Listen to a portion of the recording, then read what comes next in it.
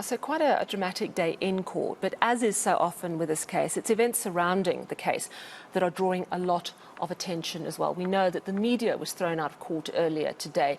The inadvertent shot of Tumela Madlala was broadcast, and that has caused a lot of concern. Also this past weekend, the visit to the Meyiwa family home by music producer Chicco Twala has raised eyebrows. Chicco, of course, his son Longway was part of the group of friends with Senzo Meyiwa on the night that he died.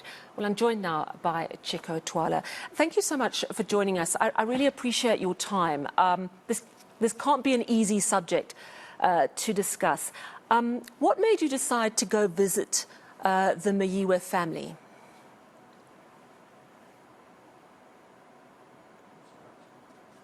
There's a gentleman called Zakele Shiba. I think he's a former journalist of City Press. He gave me a call and he wanted a comment from me.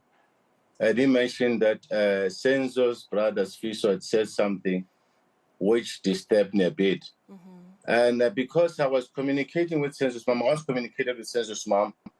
I wrote her a letter, and I think she understood where I stand with this case, that the law must take its course. I will never be on the way. If anything, if someone comes out and says my son, I will oblige. And does not mean that if my son is in jail, is found guilty, I'll be actually be on his side. I'll definitely be still the friend to a family. So now, when this gentleman called me and asked me that maybe I should come and see Senzo's mom, because I have communicated with her before, and then he spoke to her, and then she said, I can come when I have time. I see. So that's the reason why I went to see her. But... Okay. And how did that visit go? I mean, there have been so many allegations swirling around this particular case. It's actually hard to keep track. But what was it like to see her? Was it a positive experience for her and also for you? Ma'am, like I said before, I actually communicated with her before, and she's accepted everything what has happened, and my apology that she lost her son, and then the justice must be served. We must find Senzo's killers, of course.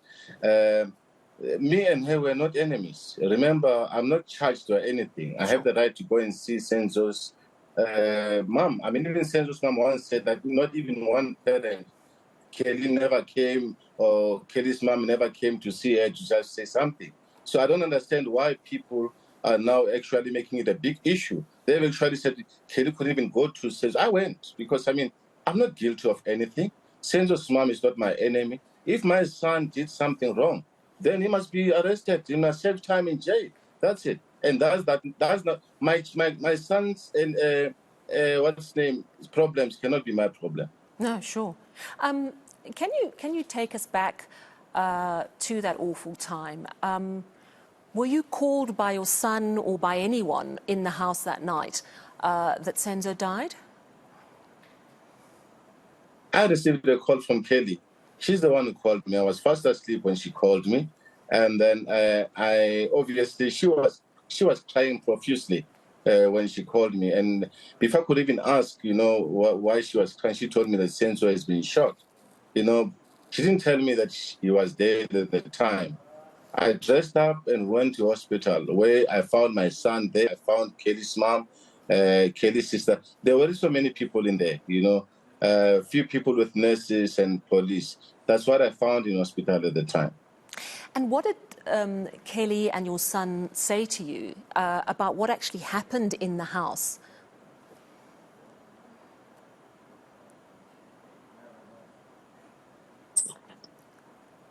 Chicco, can you still hear us? To be honest with you, Kelly was crying profusely in hospital. She couldn't actually talk. They shot Senzo and all that. It wasn't easy, ma'am, for anyone to talk. Because I mean, it was not. I don't think it was time to talk there because everyone was crying. Everyone was crying. One only got the story after. But at that moment, definitely, it wasn't easy. It was just chaos. It must have been an awful time. Do you believe that the death of Senzo Meyiwa was a robbery gone wrong? Ma'am, to be honest with you, no one knows. I wouldn't want to actually be embarrassed, and then maybe someone says maybe my son is part of it. I really don't want to make comments because we are all human beings. My son could lie, Kerry could lie, anyone could lie about this matter. So let the police do their work and find the perpetrators and send them to jail.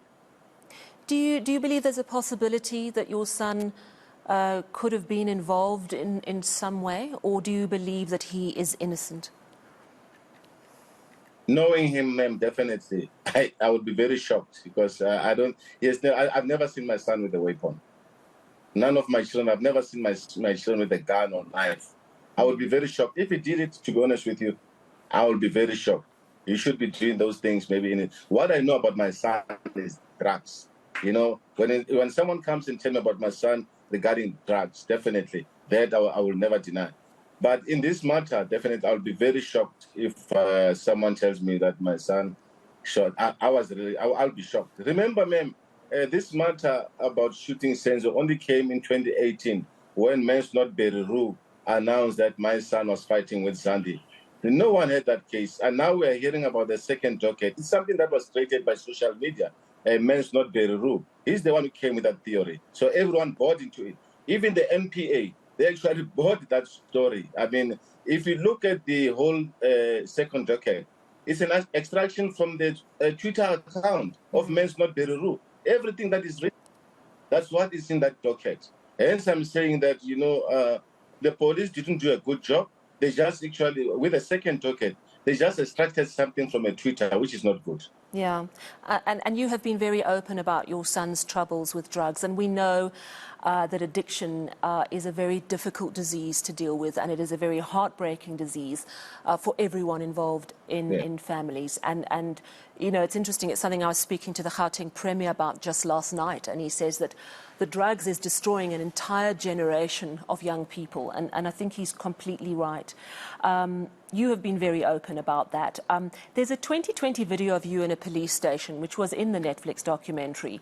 You were so angry with him, and you spoke about all sorts of issues, but you did mention the Senzo Meyiwa case. Why did you bring that into part of the reasons for you being angry with him? Ma'am, my son has been doing a lot of wrong things. I own a studio in Four Ways. With drug addicts, they steal everything, and he will take my equipment, sell it, and all that. So there was a time where I just chased him away. So that time when I took him to the police, someone called me that he has stolen his phone. I mean, I'm a public figure. Everyone knows that it's my son. I decided to go and grab him wherever he was in the streets, and I took him to the police station. Remember, it's my son. If he goes astray, he steals and all that, it's my name. People always, there are a lot of haters. People who don't like me will always use against me. So I got upset. So I grabbed him in the streets. Maybe you would have seen him in that video. It was very dirty. So I took him straight into the police station to be locked in because, to be honest, I wanted a peace of mind. He was very troublesome at that time. Do you know if Longway has been contacted to appear on the witness stand? Yes, there's a Kininda. I think that the investigating officer gave me a call and he wanted to speak to Longway. But at the time, I told him that Longway was still at the rehab. Maybe they should give him time when he comes back. Then he can meet with her. But I think they want him to be the witness in the Senzo Meyiwa matter. But he's okay now, man. He's been okay for the past 1 year, 6 months, He's clean now. He's out of drugs. I think he'll be ready to stand in a witness box and speak for it. I mean, he has to actually say whatever. There's a gentleman called, like the guy that I spoke to. He called him, and then I don't know. I said, look, this decision. I think he had an interview with him. I think he's doing a documentary. His name is Zakele Shiba. So look, he can actually stand and talk for himself. Yeah, and I think anyone who hasn't walked the road of addiction as loving someone who's addicted might see your response saying, if he's involved in any way, I would not stand in the way of the law. But I think, and correct me if I'm wrong, but part of why you're saying that is because what addicts learn is that they have to take responsibility and not blame other people. And they have to take responsibility for whatever they've done. And as parents and those who love people who are addicts, it is not our job to try and protect them. Am I right that that's the point that you're at? And this has nothing to do with a lack of love for your son. It's out of him and his process in healing? Yes, ma'am. I mean, we all love our children. It's normal. But sometimes, with my son, I used to manage, I won't mention the name of the person, but he's a singer who had the very same problem. And I know this addiction, how bad it could be, and there are times where you feel that, you can't take it anymore. That's why I ended up in this. Not that I never loved him. I loved him. He's my son. Yeah. But obviously, when he goes astray, there's no way that I could be on his side. If he's a criminal or whatever, definitely, I'll reject him. I'll reject any criminal child in my space because that's not me. Most people think I'm a mafia and all that on social media. That's their problem. God knows who I am, who am I, and I'm not going to defend myself, because people are people, out there. They can say whatever they say about me. I know myself, and the people who knows me, they know what kind of a person I am. There's no child of mine who can kill someone and I'll just live with him in my house. Even if the police didn't know, if I had found something with my son that tells me that he killed Senzo Meyiwa, trust me, ma'am, I'll be the first person to say, lock him in. I'll be the first one. That's my character. And there's nothing, as you said earlier, that you have seen or heard from your son that indicates anything that he might have done wrong on that particular night?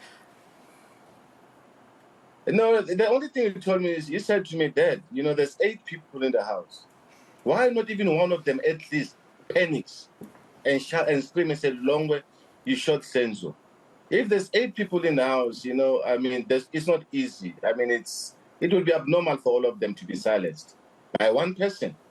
I think it's impossible. I mean, for me, when he said that, and Kelly, I asked everyone. Unfortunately, I couldn't speak to the other guys, Mtogo Zizi and the other guy. I don't know. The only people I spoke to is Zandi, Kelly, and Kelly's mom. The first time I heard that Longway shot Senzo was on the Twitter. Yeah. Men's not Beru. It was men's not Beru. Everything. It's not actually the police or anyone. The police just got it from him. Yeah, you make a good point. I just want to thank you so much for chatting to us, Chicco Twala. You've built up an incredible career. You've had to deal for many years with the heartbreak of your son's addiction. It's great to hear that he's getting better now. And thank you for talking to us. And we wish you and your son well. Thank you so much for your time. That, of course, is music producer Chicco Twala. He's the father of Longway Twala. In the house on the night Senzo was killed. And he says that his son is getting better from his addiction. He would be very surprised if his son did anything to cause the death of Senzo Meyiwa.